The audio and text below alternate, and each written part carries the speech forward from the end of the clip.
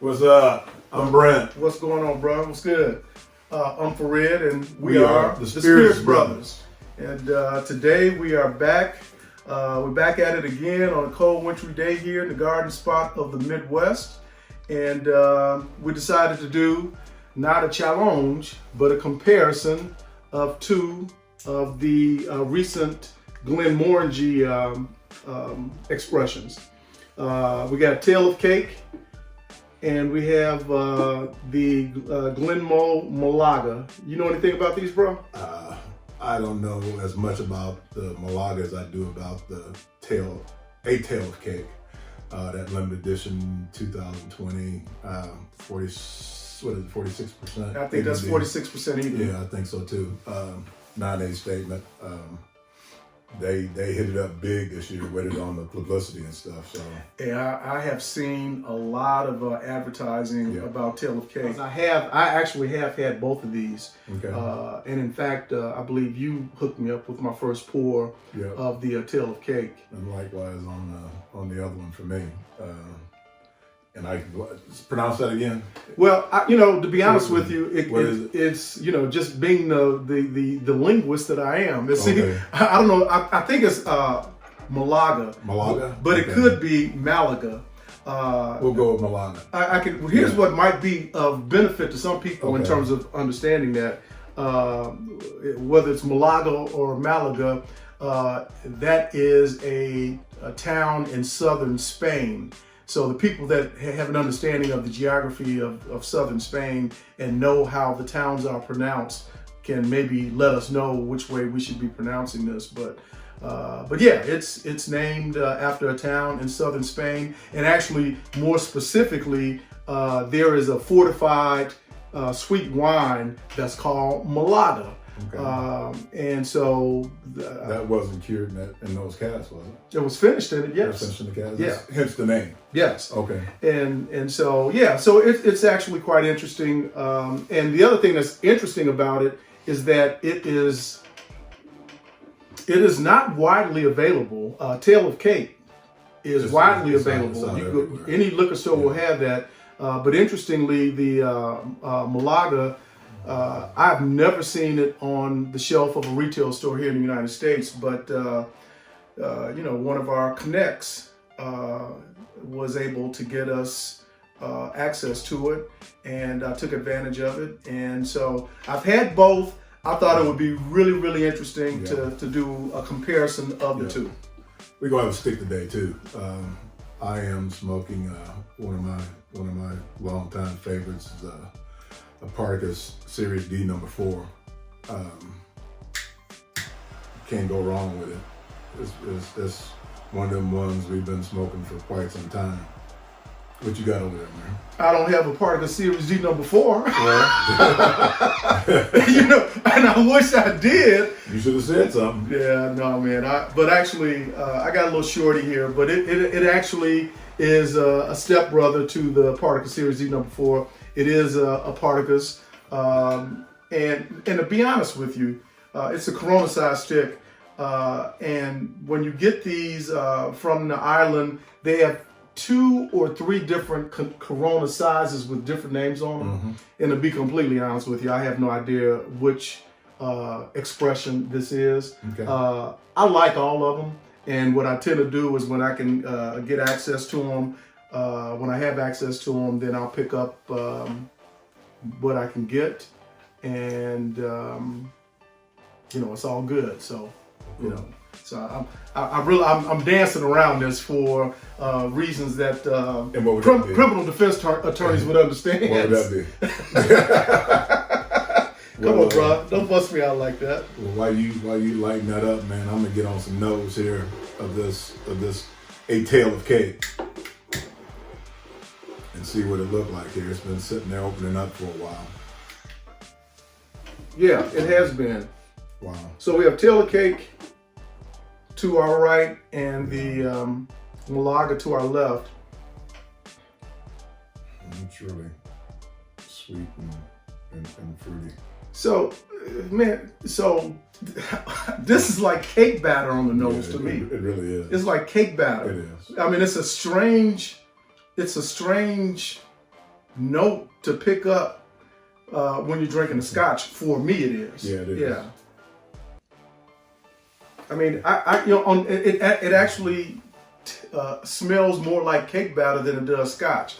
But on the back end of it, you do get notes of some fruit. And, well, it lets you know that it's a scotch. It does. It's not like you actually have cake batter in a glass. No. You know that you have scotch in the glass, but it's like, how did they get that cake batter flavor on this? Yeah.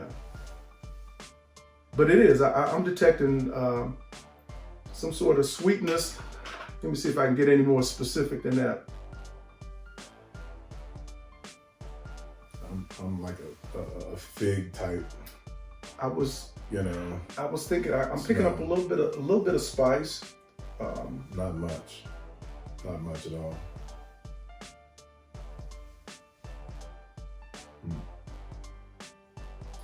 I'm not really sure. There's a lot of things working, but there's a lot of sweetness there.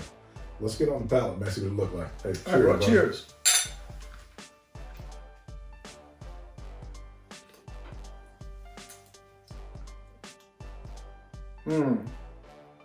It does taste like cake. Man, that's really light. So sweet.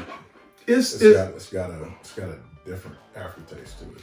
It's got a definite it's got a finish, and it's not an aftertaste that hits you when you first take a hit of it. But it lingers. Yeah, and it's kind of a almost like a bitter note. It is. It's got something on the very back end of it that I'm not sure that I necessarily enjoy it, to be honest with you. I understand, and I've had it before, and it was one of the ones, and this bottle's been hit several times. I've been trying to figure out what's going on with it, and I'm picking up like some pineapple spritz, which is an unusual note. Okay, it is. An unusual note for a single malt. It's kind of sweet, but that thing that's going on the back end, it overpowers the rest of the palate for me. And it's almost like it's a little bitter. Yeah. I don't disagree with that. Yeah. It's I think that this is something that is for the person who wants to make sure that they have every available Glenmorangie expression, or a person who likes to have something that's fairly unique. Glenmorangie does a lot of expressions. They get out there and they have a wide range and their core stuff. I mean, even though this one is a limited edition, but they get out there with quite a few a year. You hear me talk all the time about my palate. What it likes and what it appreciates is intensity of flavor, and that the profile be balanced. Yeah. And I don't have any issue with the notes that I'm picking up and the level of intensity with them. But there's something about the back end of this scotch that is... It's a little... It's off-putting. A little different. Yeah. It's a little off-putting for me. It wouldn't be, I wouldn't say, anywhere near some of my favorite Glenmos. Yeah, and the bottle, man, is really a cool bottle. I like it. I like the art on it. It's colorful, but the juice ain't matching the squeeze. Yeah. For me, the bottling. I think I just like more. I guess I'm just old school, man. I like more traditional bottlings as opposed to something that's kind of newfangled like this. Well, I don't mind that. I like that. I like the color. I like the design. I like what they're trying to bring out. They're different on the shelf. Obviously, you see it on the shelf, you know what you're working with. Because it's different than everything else. Yeah, I mean, it stands out. So to the extent that they were intending to draw attention to it based on the packaging, I mean, congratulations, Glenmorangie, you were successful in that regard. Yeah. I think this juice, I mean, we were talking about who it's intended to appeal to. I mean, I think it's intended to appeal to people who are young or early in their Scotch journey, people who are starting to consume Scotch. Is that why I said entry level? Well, yeah. Okay. I'm just You just expounding on what I said. Yeah, then, right? I'm trying to give you your props, bro. Okay. I'm trying to give you your props, I man. said it, but So- I guess I didn't say it the right way. You know, That's all. but I need all the help I can get. Yeah, I appreciate it. Help a brother. I'm Help a brother. I'm trying to hook a brother up, Doc. Okay. So, Thank you. But I'm glad that I've had the opportunity to taste this, to drink it. It's very drinkable if you can deal with that after That bitter thing on the back end. Yeah. Let me ask. I've had it with and without a cigar. Yeah. And for those who might think that's the difference, no, it's not. 'Cause I had it without a cigar, and I tasted the same thing before also. Before we finish up on there, let's go over to the Malaga and see Okay. how we feel about that. So on the nose, what we're picking up. A little bit more spicy. Mm-hmm. Some oak. Yeah. Light char note, not heavy. Little. I mean, what I'm picking up on the nose is not heavy at all, but No. it's kind of a classic. Glenmo thing. I think it's a classic. Classic, and it's also Scotch. Yeah. So Excuse me. it's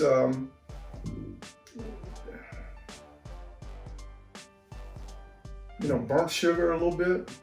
Almost brown, light brown, burnt sugar. Yeah. Mhm.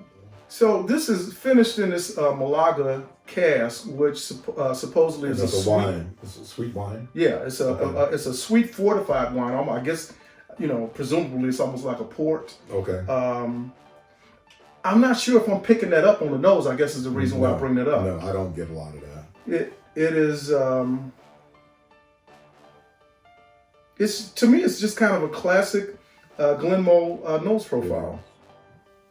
Let's get on some taste. Cheers, bro.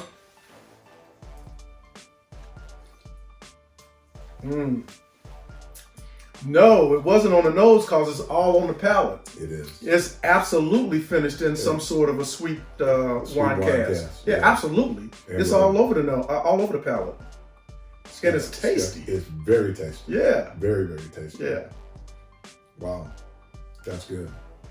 And actually, when we had it before, when we first got the bottle and you brought it over, and we got out the neck, and since it's opened up a little bit, I think it's. I like it better this time than I did before. I do too.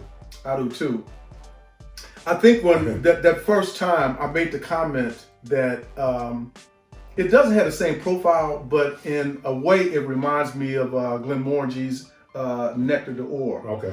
which is finished in a white sauterne wine cask, but it's sweet, and so We'll have to get them together at some point then, because I haven't had Nectar d'Or. Nectar d'Or? Excuse me, quite some time. that And I actually don't would remember probably what be that would I think A would be a better better comparison comparison, than a tail of cake. I do too. That's got a long finish on it too, but you don't get that bitterness with it. No, It's got that no. grapey wine finish that you get that light oak, I mean, it's almost like when you first put it on the palate, it's almost like drinking a juice. Except, yeah, I mean, it's sweet like that. yeah, it is sweet like that.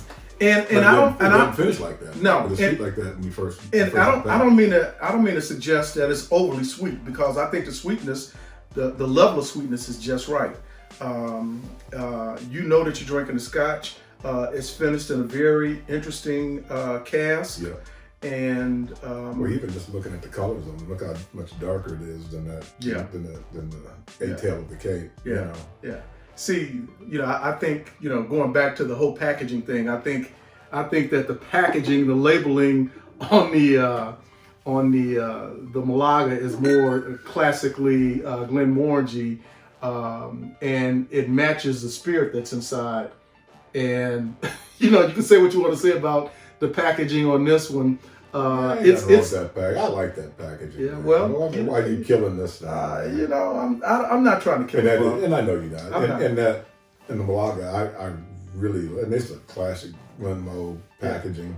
The bottle, the juice. I mean, it's very good, very drinkable. What did that run a bottle? I think we got the hookup, and I think.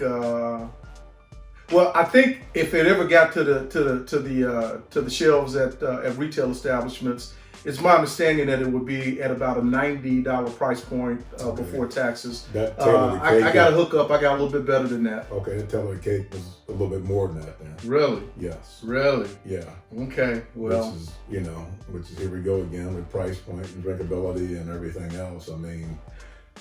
Well, so yeah. I mean, so for me, just from a comparison standpoint, there are a couple of prominent thoughts that come to mind.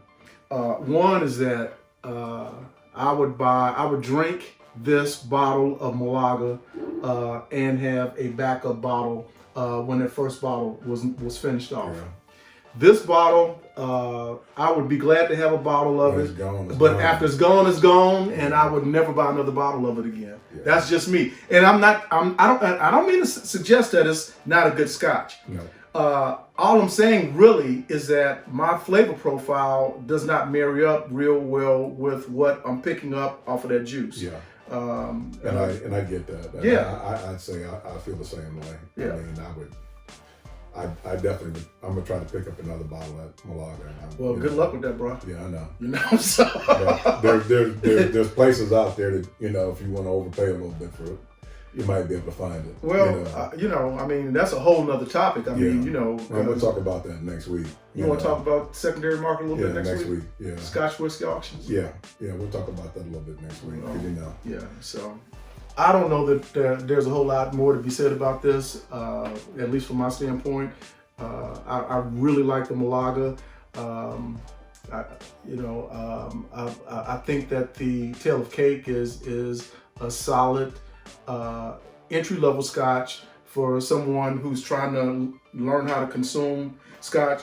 And if they get it, they need to understand that there may be something that they pick up on the back end of the palate that is a little unusual. Yeah. It may be pleasing to them, but it's not. It's definitely different. It's absolutely different. Yeah. So, anyway, Doc. Hey, thank you. Subscribe, like, hit the buttons. We appreciate it. Comment and let us know what you guys think. If you've had the Malaga, especially, let us know if you've had it, if you like it, where you would have picked it up at, especially. And then on Tail of Cake, if you think we're crazy about our comments about we've been wrong before about what we think and other people think, but these are our thoughts. Everybody's got their own palate they got to manage and please. And smoke what you like and do what you like. Yeah. So and do what you like. we rambling, bro. Peace out. We out.